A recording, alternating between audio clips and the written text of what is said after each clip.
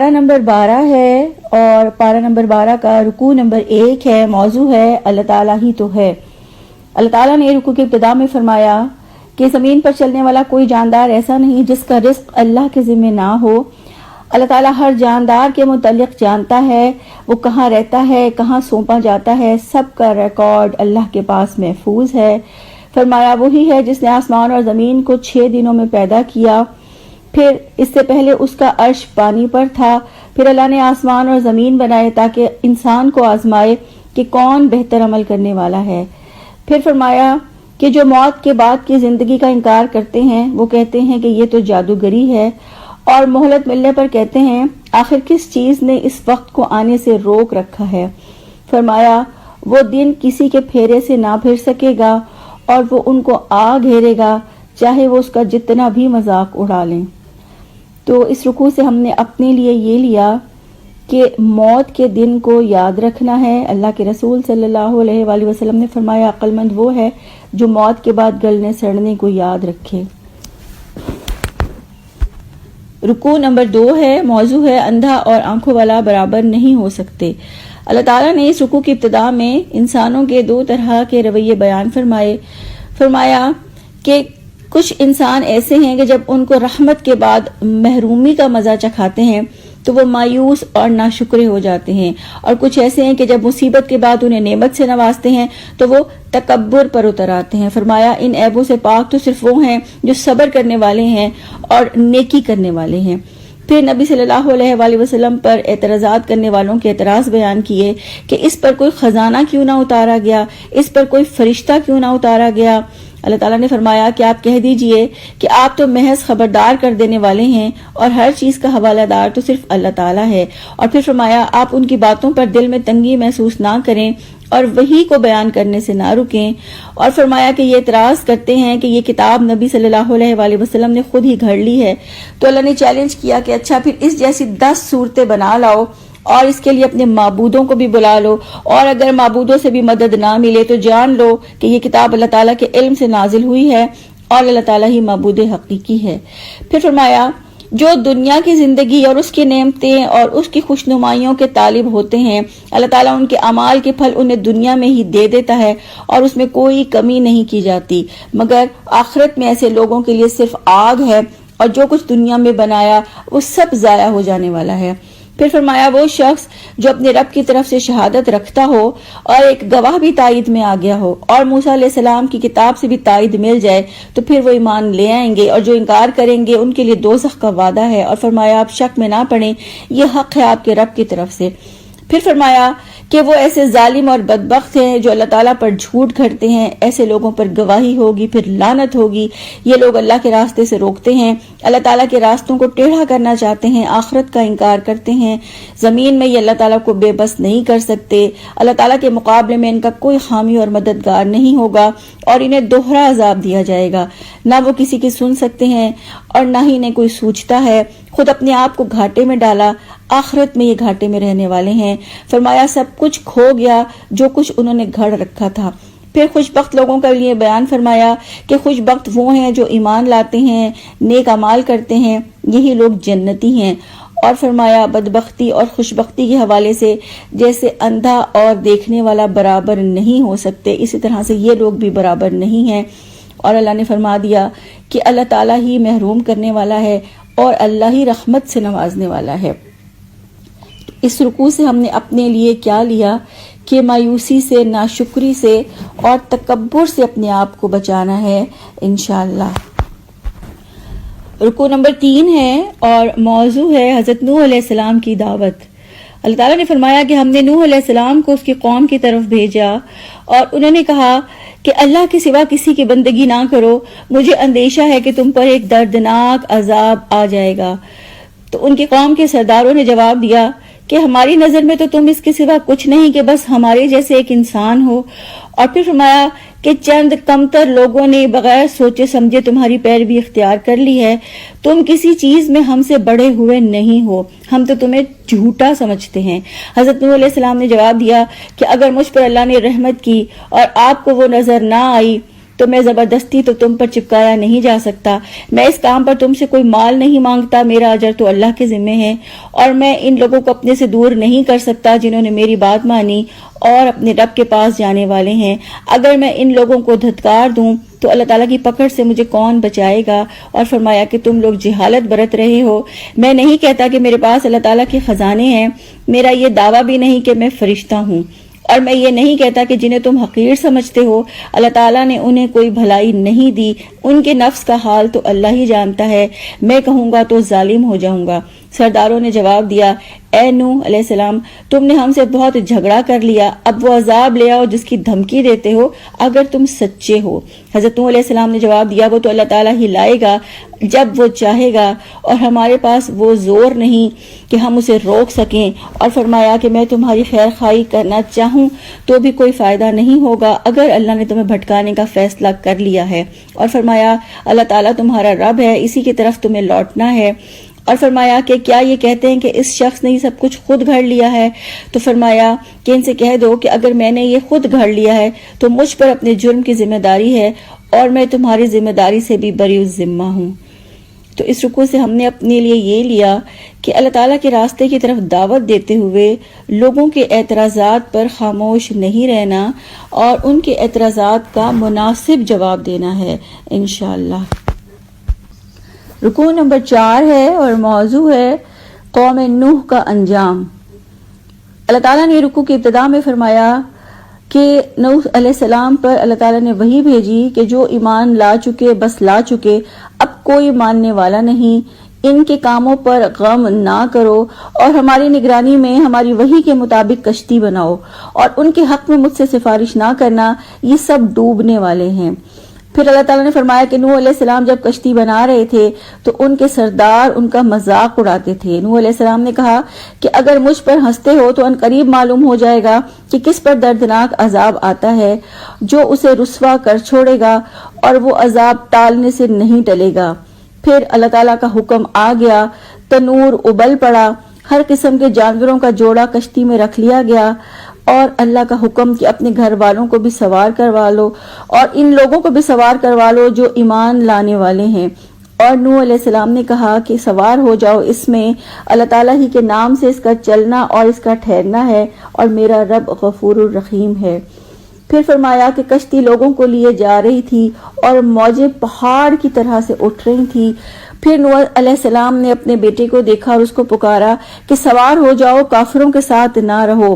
تو بیٹے نے جواب دیا، میں ابھی ایک پہاڑ پر چڑھ جاتا ہوں جو مجھے بچا لے گا. نوح علیہ السلام نے کہا کہ آج کوئی چیز اللہ تعالیٰ کے حکم سے بچانے والی نہیں ماں سوائے اس کے کہ جس پر اللہ تعالیٰ ہی رحم فرمائے. پھر فرمایا ایک موج ان کے درمیان حائل ہو گئی اور وہ بھی ڈوبنے والوں میں شامل ہو گیا. پھر کشتی کو حکم ہوا کہ پھر زمین کو حکم ہوا کہ اے زمین پانی نگل جا، اے آسمان رک جا، اور کشتی جودی پہاڑ پر ٹک گئی اور کہہ دیا گیا دور ہوئی ظالم قوم. پھر حضرت نوح علیہ السلام نے اپنے رب سے فریاد کی کہ اے میرے رب، میرا بیٹا میرے گھر والوں میں سے ہے، تیرا وعدہ سچا ہے اور تو سب حاکموں سے بڑا حاکم ہے. تو اللہ تعالیٰ نے جواب دیا کہ اے نوح، وہ تیرے گھر والوں میں سے نہیں تھا، وہ تو ایک بگڑا ہوا کام تھا، اور مجھ سے ایسی بات کی درخواست نہ کرو جسے آپ نہیں جانتے. میں آپ کو نصیحت کرتا ہوں کہ اپنے آپ کو جاہلوں کی طرح نہ بنا لو. نوح علیہ السلام نے جواب دیا، اے میرے رب، میں تیری پناہ مانگتا ہوں کہ میں وہ چیز مانگوں جس کا مجھے علم نہیں، اور اگر تو نے مجھے معاف نہ کیا اور رحم نہ کیا تو میں برباد ہو جاؤں گا. پھر اللہ تعالیٰ نے فرمایا کہ اللہ تعالیٰ نے حضرت نوح علیہ السلام کو حکم دیا کہ کشتی سے اتر جاؤ، ہماری طرف سے سلامتی اور برکتیں ہیں آپ پر اور آپ کے ساتھیوں پر. پھر کچھ مدت سامان زندگی ہم دیں گے اور پھر دردناک عذاب میں مبتلا کر دیے جائیں گے. نبی صلی اللہ علیہ وآلہ وسلم سے مخاطب ہوتے ہوئے اللہ تعالیٰ نے فرمایا کہ یہ غیب کی خبریں ہیں جنہیں تم نہیں جانتے تھے اور نہ تمہاری قوم جانتی تھی. فرمایا کہ تم بھی صبر کرو اور یہ جان لو کہ انجام کار متقیوں کے حق میں ہی ہوتا ہے. تو اللہ تعالیٰ نے فرمایا کہ اللہ تعالیٰ کے نام سے ہی ہر چیز کا چلنا اور ہر چیز کا ٹھہرنا ہے، اور کوئی چیز اللہ کے حکم سے بچانے والی نہیں ہے، اور اللہ مہربان ہے، بخشنے والا ہے، اور اللہ کا وعدہ سچا ہے، اور اللہ دردناک عذاب دینے والا ہے. تو اس رکوع سے ہم نے اپنے لیے کیا لیا کہ ہمت اور صبر کے ساتھ اللہ کی کتاب کا کام کرنا ہے انشاءاللہ۔ رکوع نمبر 5 ہے اور موضوع ہے قوم عاد۔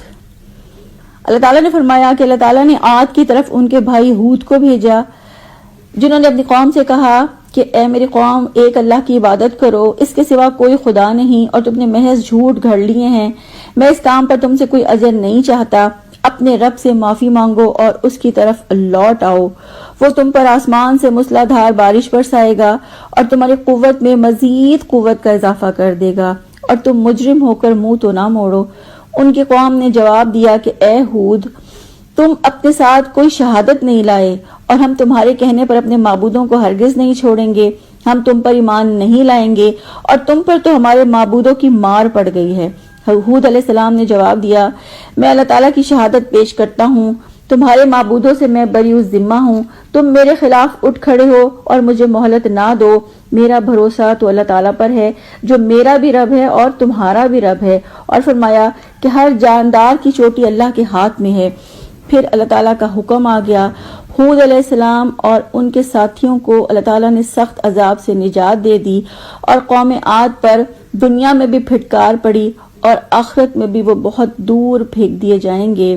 اللہ تعالیٰ نے فرمایا کہ وہ اپنے رب کی آیات سے انکار کرتے تھے، انہوں نے رسولوں کی بات نہ مانی، اپنے رب سے کفر کیا۔ اللہ تعالیٰ نے فرمایا کہ اللہ تعالیٰ ہر چیز پر نگران ہے، اور اللہ تعالیٰ ایک قوم کی جگہ دوسری قوم کو اٹھا لیتا ہے، اور اللہ تعالیٰ ہی سب کا رب ہے۔ تو اس رکوع سے ہم نے اپنے لیے کیا لیا کہ اللہ تعالیٰ سے سچا تعلق بنانے کے لیے اللہ کی ذات پر اور صفات پر غور و فکر کرنا ہے انشاءاللہ۔ رکوع نمبر 6 ہے اور موضوع ہے قوم سمود۔ اللہ تعالیٰ نے حضرت صالح علیہ السلام کو قوم سمود کی طرف بھیجا، اور انہوں نے ان کو دعوت دی کہ اے میری قوم، ایک اللہ کی عبادت کرو، اس کے سوا تمہارا کوئی خدا نہیں، اللہ تعالیٰ سے معافی چاہو اور اللہ تعالیٰ کی طرف لوٹ آؤ، یقیناً میرا رب قریب ہے، دعاؤں کا جواب دینے والا ہے۔ تو ان کی قوم نے ان کو جواب دیا کہ تم سے تو ہمیں بڑی توقعات وابستہ تھیں، اور تم ہمیں ان معبودوں کی عبادت سے روکنا چاہتے ہو جو ہمارے باپ دادا سے چلے آ رہے ہیں۔ اور فرمایا کہ تم جس طریقے کی طرف ہمیں بلا رہے ہو اس کے بارے میں تو ہم شک میں اور خلجان میں مبتلا ہیں۔ حضرت صالح کا جواب تھا کہ اگر میں صاف شہادت اور نبوت کے باوجود نافرمانی کروں تو مجھے اللہ کی پکڑ سے کون بچائے گا؟ تم مجھے نقصان میں ڈالنے کے علاوہ میرے کسی کام نہیں آ سکتے۔ اور پھر فرمایا کہ یہ اللہ تعالیٰ کی اونٹنی تمہارے لیے نشانی ہے، اسے زمین میں چرنے کے لیے چھوڑ دو اور اسے نہ چھیڑنا، ورنہ اللہ کا عذاب آ جائے گا۔ اور پھر قوم نے اونٹنی کو مار ڈالا۔ صالح علیہ السلام نے خبردار کیا کہ اچھا اب 3 دن تک اپنے گھروں میں بس لو اور یہ مدت جھوٹی ثابت نہ ہوگی۔ پھر اللہ تعالیٰ کا فیصلہ کہ اللہ تعالیٰ نے حضرت صالح علیہ السلام اور ایمان والوں کو رسوائی سے بچا لیا، اور ظالموں کو ایک سخت دھماکے نے آ پکڑا، اور وہ اپنی بستیوں میں ایسے بے حس و حرکت پڑے رہ گئے گویا وہاں کبھی بسے ہی نہ تھے۔ اللہ تعالیٰ نے فرمایا، اللہ تعالیٰ نے سمود کو پھینک دیا کیونکہ انہوں نے کفر کیا۔ تو اللہ نے فرما دیا کہ اللہ تعالیٰ دعاؤں کو سننے والا ہے، اللہ قریب ہے، اور اللہ کی پکڑ سے کوئی بچانے والا نہیں، وہ قوت والا ہے اور وہی زبردست ہے۔ تو اس رکوع سے اپنے لیے کیا لیا کہ توبہ اور استغفار کو اپنی زندگی کا حصہ بنانا ہے، اور اپنی غلطیوں اور گناہوں کا احساس کر کے دن میں کم از کم 100 دفعہ توبہ کرنی ہے انشاءاللہ۔ رکوع نمبر 7 ہے اور موضوع ہے قوم لوط۔ اللہ تعالیٰ نے رکوع کی ابتدا میں فرمایا کہ اللہ کے فرشتے حضرت ابراہیم علیہ السلام کے پاس پہنچے، انہوں نے انہیں خوشخبری دی اور سلام کیا۔ حضرت ابراہیم علیہ السلام ان کے لیے بھنا ہوا بچڑا ضیافت کے لیے لے آئے، لیکن جب فرشتوں نے ہاتھ کھانے کی طرف نہیں بڑھائے تو حضرت ابراہیم علیہ السلام نے خوف محسوس کیا۔ فرشتوں نے بتایا کہ ہم تو قوم لوط کی طرف بھیجے گئے ہیں، اور پھر حضرت ابراہیم کو اور ان کی بیوی کو حضرت اسحاق علیہ السلام اور حضرت یعقوب علیہ السلام کی خوشخبری دی، اور ان کے اظہار تعجب پر فرشتوں نے فرمایا کہ اللہ تعالیٰ کی رحمت اور اس کی برکتیں تم اہل بیت کے لیے ہیں، یقیناً وہ بڑا قابل تعریف، بڑی شان والا ہے۔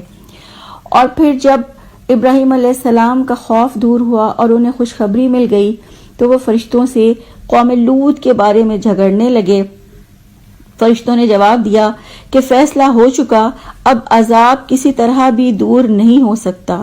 پھر اللہ تعالیٰ نے حضرت ابراہیم علیہ السلام کی خصوصیات بیان فرمائیں کہ یقیناً ابراہیم بڑا بردبار، نرم دل اور رجوع کرنے والا تھا، اور پھر فرمایا کہ فرشتے لوط علیہ السلام کے پاس پہنچے تو لوط علیہ السلام ان کو دیکھ کر بہت گھبرائے اور ان کا دل بہت تنگ ہوا، اور انہوں نے کہا کہ آج تو بڑی مصیبت کا دن ہے۔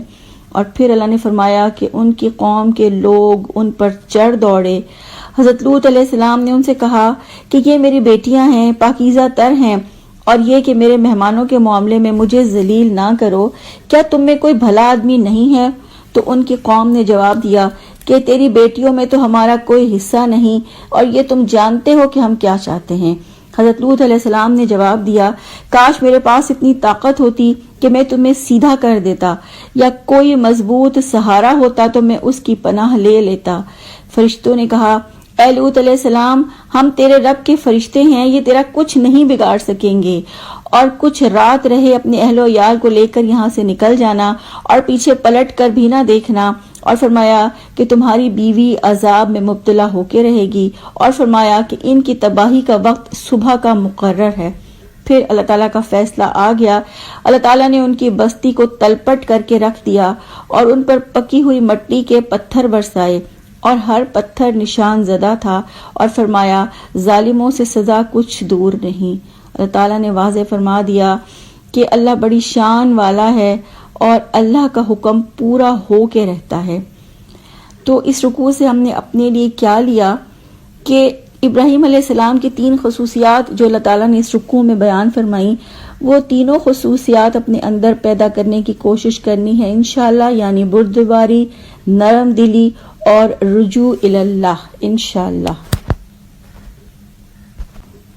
رکوع نمبر 8 ہے اور موضوع ہے قوم شعیب علیہ السلام۔ اللہ تعالیٰ نے قوم مدین کی طرف حضرت شعیب علیہ السلام کو بھیجا۔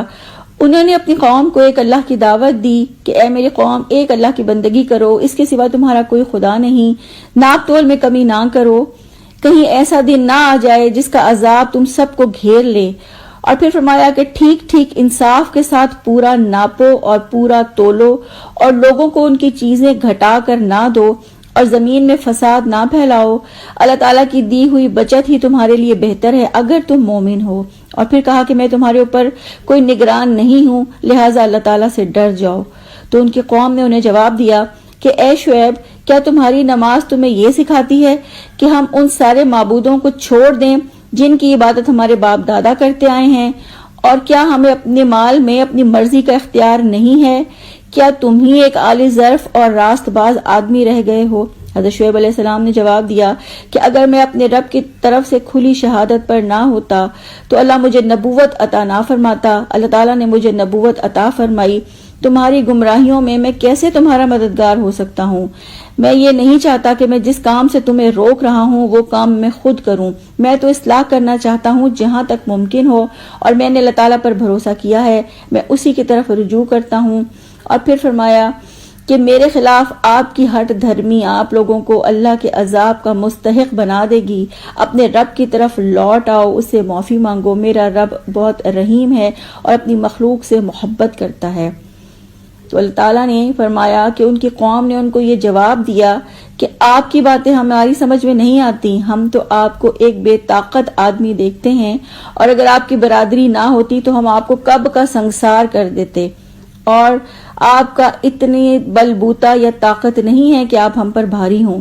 شعیب علیہ السلام نے کہا کہ کیا میری برادری تم پر اللہ تعالیٰ سے زیادہ بھاری ہے؟ تم نے اللہ تعالیٰ کو تو پس پشت ڈال دیا، اور جو تم کر رہے ہو اللہ کی گرفت سے باہر نہیں ہے۔ تم اپنے طریقے پر چلو، میں اپنے طریقے پر چلتا ہوں۔ ان قریب تمہیں معلوم ہو جائے گا کہ ذلت کا عذاب کس پر آتا ہے، کون جھوٹا ہے اور کون سچا ہے۔ اور پھر اللہ کا فیصلہ آ گیا، مدین والے دور پھینک دیے گئے، اور حضرت شعیب علیہ السلام کو اور ان کے ساتھیوں کو بچا لیا گیا، اور ایک دھماکے سے وہ اپنی بستیوں میں بے حس و حرکت پڑے رہ گئے، گویا کبھی وہاں بسے ہی نہ تھے۔ تو اللہ تعالیٰ نے واضح فرما دیا کہ اللہ تعالیٰ رحیم ہے، اللہ ودود ہے اور اپنی مخلوق سے محبت رکھتا ہے، اور اللہ تعالیٰ کی دی ہوئی حلال روزی ہی بہتر ہے۔ تو اس رکوع سے اپنے لیے کیا لیا کہ ناپ تول میں کمی نہیں کرنی اور لوگوں کو ان کی چیزوں میں گھاٹا نہیں دینا اور اللہ تعالیٰ کے دیے ہوئے رزق پر صبر اور شکر کرنا ہے انشاءاللہ۔ رکوع نمبر 9 ہے اور موضوع ہے حضرت موسیٰ علیہ السلام کی دعوت۔ اللہ تعالیٰ نے رکوع کی ابتدا میں فرمایا کہ اللہ تعالیٰ نے حضرت موسیٰ علیہ السلام کو معجزات دے کر فرعون کی طرف بھیجا۔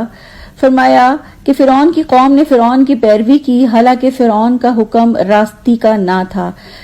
پھر اللہ تعالیٰ نے فرعون کا انجام بتاتے ہوئے فرمایا کہ قیامت کے دن یہ اپنی قوم کے آگے آگے ہوگا اور اپنی پیشوائی میں انہیں دوزخ میں لے جائے گا۔ اور پھر فرمایا ان پر دنیا میں بھی لعنت پڑی اور آخرت میں بھی ان پر لعنت ہوگی۔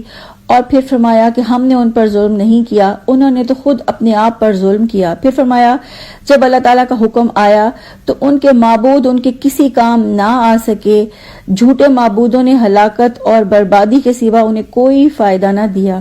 پھر فرمایا کہ اللہ تعالیٰ جب کسی ظالم بستی کو پکڑتے ہیں تو ان کی پکڑ بڑی سخت اور دردناک ہوتی ہے، اور فرمایا کہ اس میں ایک نشانی ہے اس شخص کے لیے جو آخرت سے خوف رکھتا ہے، اور فرمایا اس روز سب کچھ آنکھوں کے سامنے ہوگا، اس کے لانے میں کوئی دیر نہیں، وہ ایک گنی چنی مدت ہے جو مقرر ہے، اور جب وہ آئے گی تو اللہ تعالیٰ کی اجازت کے بغیر کوئی بات بھی نہ کر سکے گا۔ اور فرمایا کہ کچھ لوگ بدبخت ہوں گے، دوزخ میں جائیں گے، دوزخ میں وہ لوگ ہانپیں گے، پھنکاریں گے اور ہمیشہ رہیں گے، اور فرمایا کچھ نیک بخت ہوں گے جو جنت میں جائیں گے اور وہاں ہمیشہ ہمیشہ رہیں گے۔ اور پھر نبی صلی اللہ علیہ وآلہ وسلم کو نصیحت کرتے ہوئے فرمایا کہ ان معبودوں کی طرف سے آپ شک میں نہ پڑیں جن کی یہ عبادت کر رہے ہیں، یہ تو اپنے باپ دادا کی طرح ان کی پوجا پاٹ کر رہے ہیں۔ اور پھر اللہ نے فرمایا کہ اللہ کی پکڑ بڑی سخت اور دردناک ہے اور اللہ کسی پر ظلم کرنے والا نہیں۔ تو اس رکوع سے ہم نے اپنے لیے کیا لیا کہ اپنی غلطیوں پر اللہ تعالیٰ سے مسلسل توبہ اور استغفار کرنا ہے اور انعام یافتہ لوگوں کے راستے پر چلنا ہے انشاءاللہ۔ رکوع نمبر 10 ہے اور موضوع ہے اقوام کی ہلاکت پر تبصرہ۔ اللہ تعالیٰ نے رکوع کی ابتدا میں فرمایا کہ ہم نے موسیٰ علیہ السلام کو کتاب دی اور انہوں نے اس میں اختلاف کیا۔ فرمایا کہ کتاب میں اختلاف کا نتیجہ ہے کہ وہ شک اور خلجان میں مبتلا ہیں، اور فرمایا کہ اگر اللہ تعالیٰ کی طرف سے طے نہ ہوتا تو ان اختلاف کرنے والوں کا فیصلہ کر دیا ہوتا۔ فرمایا رب العزت ان کے اعمال کا بدلہ دے کر رہے گا، وہ باخبر ہے۔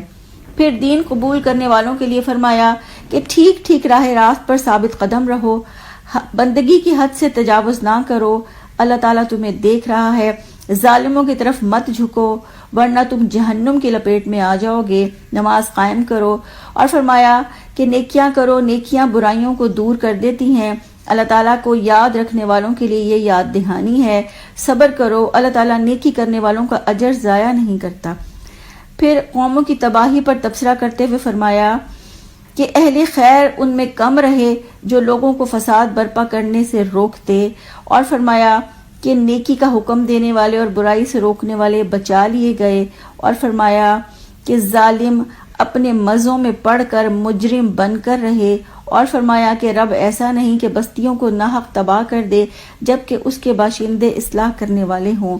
اللہ تعالیٰ تمام انسانوں کو ایک گروہ بنا سکتا تھا، اب لوگ مختلف طریقوں پر چلتے رہیں گے، اور فرمایا کہ صرف وہی بچیں گے جن پر اللہ کی رحمت ہوگی، اور فرمایا کہ اللہ تعالیٰ نے آزادی انتخاب اور اختیار کے لیے پیدا کیا تھا۔ اللہ تعالیٰ کی بات پوری ہو گئی کہ جہنم کو جنوں اور انسانوں سے بھر دوں گا۔ پھر انبیاء کے قصے بیان کرنے کا مقاصد بتاتے ہوئے رسول اللہ صلی اللہ علیہ وآلہ وسلم سے فرمایا کہ ان قصوں سے، ان واقعات سے ہم آپ کا دل مضبوط کرتے ہیں، اور فرمایا کہ ان کے اندر حقیقت کا علم ہے اور یہ ایمان لانے والے اس سے نصیحت حاصل کرتے ہیں، اور فرمایا کہ جو لوگ ان کو نہ مانیں تو پھر ان سے کہہ دو کہ تم بھی انتظار کرو، ہم بھی انتظار کرنے والے ہیں۔ اور پھر فرمایا کہ آسمان اور زمین میں جو کچھ چھپا ہوا ہے سب اللہ تعالیٰ کی قبضہ قدرت میں ہے، سارا معاملہ اسی کی طرف رجوع کیا جاتا ہے، اللہ کی بندگی کرو، اس پر بھروسہ کرو، اور جو کچھ بھی تم کر رہے ہو اللہ تعالیٰ اس سے بے خبر نہیں ہے۔ تو اس رکوع سے اپنے لیے کیا لیا کہ اللہ تعالیٰ کی بندگی کی حد سے نہیں نکلنا اور نیکیاں کرنی ہیں اپنی برائیوں اور گناہوں کو دور کرنے کے لیے، اور نماز قائم۔ رکوع نمبر 11 ہے، اور رکوع نمبر 11 کا آغاز سورہ یوسف سے ہے۔ سورہ یوسف مکی سورہ ہے، اس میں 111 آیات اور 12 رکوع ہیں۔ تفاسیر سے ہمیں پتہ چلتا ہے کہ دو مقاصد کے لیے اللہ تعالیٰ نے سورہ یوسف کا واقعہ رسول اللہ صلی اللہ علیہ وآلہ وسلم کو بیان فرمایا، کہ ایک تو یہ کہ مخالفین کو یہ ثبوت مل جائے کہ آپ صلی اللہ علیہ وسلم خود سے نہیں گھڑتے، بلکہ یہ وحی کا علم ہے جو آپ صلی اللہ علیہ وسلم کو دیا جاتا ہے، اور پھر دوسرا یہ کہ قریش کو یہ بتانا مقصود کہ آج جو کچھ تم اپنے بھائی کے ساتھ یعنی رسول اللہ صلی اللہ علیہ وآلہ وسلم کے ساتھ کر رہے ہو، وہی یوسف علیہ السلام کے بھائیوں نے ان کے ساتھ کیا تھا، مگر پھر اللہ نے ان کو عروج اور اقتدار سے نوازا۔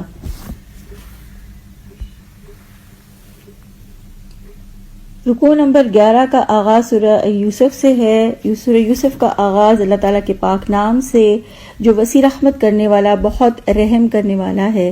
اللہ تعالیٰ نے فرمایا کہ یہ ایک واضح کتاب کی آیات ہیں اور ہم نے اسے عربی زبان میں نازل کیا تاکہ تم اسے سمجھو۔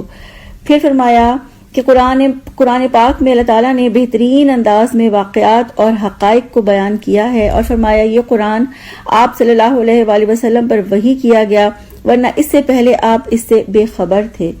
پھر حضرت یوسف علیہ السلام کے خواب کی بات کی کہ جب حضرت یوسف علیہ السلام نے اپنے والد سے کہا کہ اے میرے ابا جان، بلا شبہ میں نے 11 ستاروں کو اور ایک سورج کو اور ایک چاند کو دیکھا ہے کہ وہ مجھے سجدہ کر رہے ہیں، تو ان کے والد نے ان کو نصیحت کی کہ یہ خواب اپنے بھائیوں کو نہ سنانا ورنہ وہ تمہارے پیچھے پڑ جائیں گے، اور فرمایا کہ شیطان انسان کا کھلا دشمن ہے، اور پھر خواب کی تعبیر دیتے ہوئے فرمایا کہ تمہارا رب تمہیں اپنے کام کے لیے منتخب کر لے گا اور تمہیں باتوں کی تہ تک پہنچنا سکھائے گا، اور آپ صلی اللہ علیہ وآلہ وسلم پر اور آل یعقوب پر اپنی نعمت پوری کرے گا۔ تو اللہ تعالیٰ نے فرمایا کہ اللہ ہی اپنے کام کے لیے منتخب کرتا ہے، اور اللہ تعالیٰ علیم ہے، حکیم ہے، اور وہی باتوں کی تہ تک پہنچنا سکھاتا ہے۔ تو اس رکوع سے اپنے لیے کیا لیا کہ اللہ تعالیٰ سے یہ دعائیں کرنی ہیں کہ اللہ تعالیٰ ہمیں بھی اپنے کام کے لیے منتخب کر لے اور ہمیں بھی اللہ تعالیٰ معاملہ فہمی سکھا دے، آمین۔ رکوع نمبر 12 ہے اور موضوع ہے برادران یوسف کی سازش۔ اللہ تعالیٰ نے یوسف علیہ السلام کی سازش کو بیان کرتے ہوئے فرمایا کہ انہوں نے حضرت یوسف علیہ السلام سے حسد کیا اور کہا کہ یوسف علیہ السلام اور اس کا بھائی ہمارے والد کو زیادہ پیارے ہیں، ہمارے والد بہک گئے ہیں، تو یوسف کو قتل کر دو یا پھینک دو تاکہ والد کی توجہ ہماری طرف ہو جائے، اور فرمایا کہ یہ کام کر کے اپنے دل کا کانٹا نکال دو۔ اور ان میں سے ایک نے یہ رائے دی کہ یوسف علیہ السلام کو قتل کرنے کے بجائے کسی کنویں میں ڈال دو، کوئی قافلہ انہیں اپنے ساتھ لے جائے گا۔ پھر یوسف علیہ السلام کے بھائیوں نے اپنے باپ سے کہا کہ آپ یوسف علیہ السلام کے معاملے میں ہم پر بھروسہ نہیں کرتے، کل ہم تفریح کے لیے جائیں گے تو آپ انہیں ہمارے ساتھ بھیج دیں۔ حضرت یعقوب علیہ السلام نے کہا کہ مجھے تمہارا یوسف کو ساتھ لے جانا شاق گزرتا ہے اور مجھے یہ اندیشہ ہے کہ کہیں کوئی بھیڑیا نہ پھاڑ کھائے۔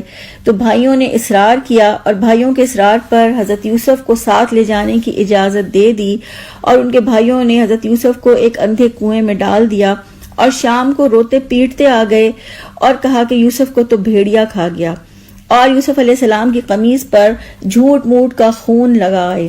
حضرت یعقوب علیہ السلام نے کہا کہ تمہارے نفس نے تو ایک بہت بڑی بات کو آسان کر دیا، اور پھر اللہ نے فرمایا کہ ایک قافلہ وہاں سے گزرا، انہوں نے کنویں میں ڈول ڈالا اور حضرت یوسف علیہ السلام کو دیکھ کر اسے اپنے ساتھ رکھ لیا اور اپنے مال تجارت کی طرح اسے چھپا لیا، اور پھر چند درہم کے عوض انہیں بیچ دیا۔ تو اللہ تعالیٰ نے فرمایا کہ اللہ تعالیٰ ہی ہر مصیبت کو دور کرنے والا ہے، ہر مصیبت میں اللہ سے مدد مانگی جا سکتی ہے، اور جو کچھ بھی انسان کرتا ہے اللہ تعالیٰ اس سے باخبر ہے۔ تو اس رکوع سے اپنے لیے کیا لیا کہ اپنے نفس کی برائی سے اللہ تعالیٰ کی پناہ مانگنی ہے اور سازشوں اور دھوکہ دینے سے بچنا ہے انشاءاللہ۔ رکوع نمبر 13 ہے اور موضوع ہے یوسف علیہ السلام سرزمین مصر میں۔ اللہ تعالیٰ نے یوسف علیہ السلام کی زندگی کا ایک نیا موڑ بیان کرتے ہوئے فرمایا کہ مصر کے جس شخص نے حضرت یوسف علیہ السلام کو خریدا تھا اس نے اپنی بیوی سے کہا کہ اسے اچھی طرح رکھنا، ہو سکتا ہے کہ ہم اسے اپنا بیٹا بنا لیں یا یہ ہمارے لیے مفید ہو۔ اور اللہ تعالیٰ نے اس طرح سے سرزمین مصر میں حضرت یوسف علیہ السلام کے قدم جمانے کی یہ صورت نکالی اور حضرت یوسف علیہ السلام کو معاملہ فہمی کی تعلیم دینے کا انتظام کیا۔ پھر اللہ تعالیٰ نے جوانی کو پہنچنے پر ان کو قوت فیصلہ عطا فرمائی اور ان کو علم عطا فرمایا، اور پھر اللہ تعالیٰ نے حضرت یوسف علیہ السلام کی آزمائش کی کہ عزیز مصر کی بیوی نے انہیں اپنی ہوس کے دام میں پھانسنے کی کوشش کی۔ حضرت یوسف علیہ السلام نے کہا کہ میں اپنے مالک کے ساتھ بے وفائی کا ظلم نہیں کر سکتا۔ حضرت یوسف علیہ السلام نے رب کی سجائی ہوئی دلیل سے اپنے آپ کو برائی سے اور گناہ سے باز رکھا۔ عزیز کی بیوی نے حضرت یوسف علیہ السلام کے پیچھے بھاگ کر قمیص کا پچھلا حصہ پھاڑ دیا۔ عزیز مصر جب اندر داخل ہوا تو اس نے فوراً سارا الزام حضرت یوسف علیہ السلام پر عائد کر کے انہیں قید کرنے کی تجویز پیش کر دی۔ یوسف علیہ السلام نے صفائی دی کہ یہ مجھے پھانسنے کی کوشش کر رہی تھی۔ عورت کے اہل خاندان میں سے کسی نے یہ شہادت دی کہ اگر قمیص پیچھے سے پھٹا ہوا ہے تو یوسف علیہ السلام سچے ہیں۔ عزیز مصر نے کہا کہ تم عورتوں کی تدبیریں ظالم ہوتی ہیں، اور یوسف علیہ السلام سے کہا کہ آپ درگزر کریں، اور اس عورت سے کہا کہ اے عورت، تو اصل میں خطا کار تھی، تو اپنے قصور کی معافی مانگ۔ تو اللہ تعالیٰ نے فرمایا کہ اللہ تعالیٰ ہی کسی مقام پر قدم جمانے کی صورت نکالتا ہے اور اللہ تعالیٰ اپنا کام کر کے رہتا ہے۔ تو اس رکوع سے اپنے لیے کیا لیا کہ تنہائی میں کوئی کام کرتے وقت بھی اللہ کے سمیع اور بصیر ہونے کا احساس ہمیشہ اپنے ساتھ رکھنا ہے انشاءاللہ۔ رکوع نمبر 14 ہے اور موضوع ہے یوسف علیہ السلام گندے ماحول سے پاک دامن بن کر نکلے۔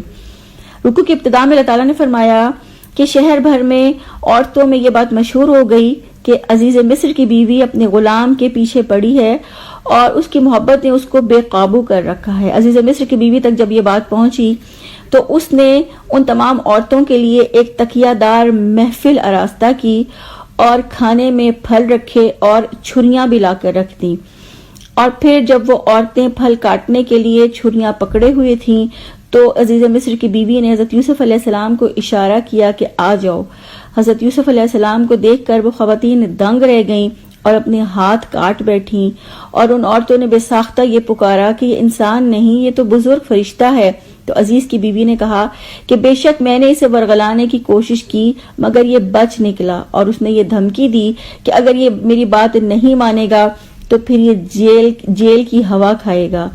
حضرت یوسف علیہ السلام نے اللہ سے دعا کی کہ اے میرے رب، مجھے قید منظور ہے بنسبت اس کام کے جو یہ مجھ سے چاہتے ہیں، اور اگر آپ نے ان کی چالوں کو مجھ سے دور نہ کیا تو میں ان کے دام میں پھنس جاؤں گا اور جاہلوں میں شامل ہو جاؤں گا۔ تو اللہ تعالیٰ نے ان کی دعا کو قبول کیا، عورتوں کی چالیں دور کر دی گئیں اور یوسف علیہ السلام قید کر دیے گئے۔ تو اللہ تعالیٰ نے واضح فرمایا کہ اللہ ہی سب کچھ سننے والا اور جاننے والا ہے۔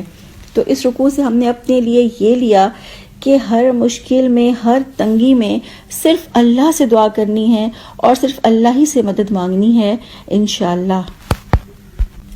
رکوع نمبر 15 ہے اور موضوع ہے حضرت یوسف علیہ السلام قید خانے میں۔ حضرت یوسف علیہ السلام کو جب قید کیا گیا تو ان کے ساتھ قید خانے میں 2 غلام بھی داخل ہوئے، اور ان میں سے ایک نے کہا کہ میں خواب دیکھتا ہوں کہ میں شراب کشید کر رہا ہوں، اور دوسرے نے کہا کہ میں نے خواب دیکھا کہ میرے سر پر روٹیاں ہیں اور پرندے انہیں نوچ کر کھا رہے ہیں۔ اور ان دونوں نے حضرت یوسف علیہ السلام سے خواب کی تعبیر پوچھی۔ حضرت یوسف علیہ السلام نے فرمایا کہ تمہارا کھانا آنے سے پہلے پہلے میں تمہیں اس کی تعبیر بتا دوں گا، اور پھر ان کو دین کی دعوت دی، اور انہوں نے قید خانے میں بھی دین کی دعوت اور تبلیغ سے اعراض نہ کیا، اور انہوں نے دعوت دیتے ہوئے کہا کہ یہ علم مجھے میرے رب نے عطا کیا ہے اور میں نے اللہ تعالیٰ اور آخرت پر ایمان نہ لانے والوں کا طریقہ چھوڑ دیا ہے۔ حضرت ابراہیم علیہ السلام، اسحاق علیہ السلام اور یعقوب علیہ السلام کا طریقہ اختیار کیا ہے، اور ہمارا یہ کام نہیں کہ ہم اللہ تعالیٰ کے ساتھ کسی کو شریک ٹھہرائیں۔ اور کہا کہ تم خود سوچو کہ بہت سے رب بہتر ہیں یا وہ ایک رب جو سب پر غالب ہے، اور اللہ تعالیٰ کو چھوڑ کر بس چند ناموں کی غلامی کی جاتی ہے۔ فیصلے اللہ تعالیٰ کے ہیں، اور اس کا فیصلہ ہے کہ اللہ کے سوا کسی کی غلامی اختیار نہ کرو، اور یہی صحیح طریقہ زندگی ہے۔ اور پھر انہوں نے خواب کی تعبیر بتاتے ہوئے کہا کہ پہلا شاہ مصر کو شراب پلائے گا اور دوسرا سولی چڑھایا جائے گا اور پرندے اس کے سر سے نوچ نوچ کے کھائیں گے. اور پھر رہائی پانے والے سے حضرت یوسف علیہ السلام نے کہا کہ جب تم رہا ہو جاؤ تو شاہ مصر سے میرا ذکر کرنا. لیکن وہ ذکر کرنا بھول گیا اور یوسف علیہ السلام ایک طویل مدت تک قید خانے میں ٹھہرے رہے. اللہ تعالیٰ نے فرمایا کہ اللہ ہی سچا علم عطا کرتا ہے اور فرما روائی کا اقتدار اللہ کے سوا کسی کے لیے نہیں اور اللہ کے سوا کوئی عبادت کے لائق بھی نہیں. تو اس رکوع سے ہم نے اپنے لیے کیا لیا کہ اللہ کے دین کی دعوت ہر جگہ اور ہر مقام پر دینی ہے انشاءاللہ. رکوع نمبر 16 ہے اور موضوع ہے بادشاہ کا خواب. اللہ تعالیٰ نے اس رکوع میں مصر کے بادشاہ کا خواب بیان کیا کہ اس نے کہا کہ بلا شبہ میں خواب دیکھتا ہوں کہ 7 موٹی گائیں ہیں جن کو 7 دبلی گائیں کھا رہی ہیں اور 7 بالیاں ہری ہیں اور 7 سوکھی ہیں. اور پھر اس نے اپنے درباریوں سے کہا کہ مجھے اس خواب کی تعبیر بتاؤ اگر تم خواب کی تعبیر بتا سکتے ہو. تو درباریوں نے جواب دیا کہ یہ پروگندہ خواب ہیں اور ہم اس طرح کے خوابوں کا مطلب نہیں جانتے.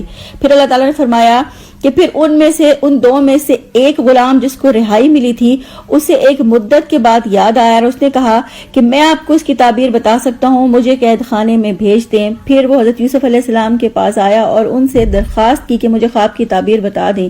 حضرت یوسف علیہ السلام نے اس کو خواب کی تعبیر بتائی اور یہ کہا کہ خواب کا پہلا حصہ یہ ہے کہ 7 برس لگاتار کھیتی باڑی کرو اور اپنی فصلوں میں تھوڑا حصہ استعمال کرو اور باقی حصہ بالیوں میں رہنے دو. اور پھر دوسرا حصہ اس طرح سے بیان کیا کہ 7 سال سخت آئیں گے اور ان میں یہ غلہ کھا لیا جائے گا. اور پھر فرمایا کہ 1 سال ایسا آئے گا کہ جس میں لوگوں پر خوب بارش برسائی جائے گی اور وہ اس میں رس نچوڑیں گے. تو اللہ تعالیٰ نے واضح فرمایا کہ اللہ ہی آسانیاں کرنے والا ہے اور اللہ ہی مشکلات سے دوچار کرنے والا ہے. تو اس رکوع سے اپنے لیے یہ لیا کہ ہر مشکل اور ہر تکلیف میں صرف اللہ سے فریاد کرنی ہے انشاءاللہ. پارہ نمبر 12 کی آخری آیات ہے اور موضوع ہے حضرت یوسف علیہ السلام شاہی دربار میں.